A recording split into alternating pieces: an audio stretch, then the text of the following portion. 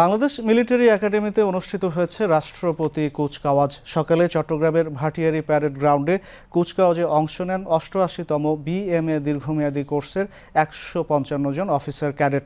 বিমান বাহিনী প্রধান air chief marshal Hasan Mahmud Khan অনুষ্ঠানে প্রধান অতিথি হিসেবে কুচকাওয়াজ পরিদর্শন ও প্যারেডের অভিবাদন গ্রহণ করেন।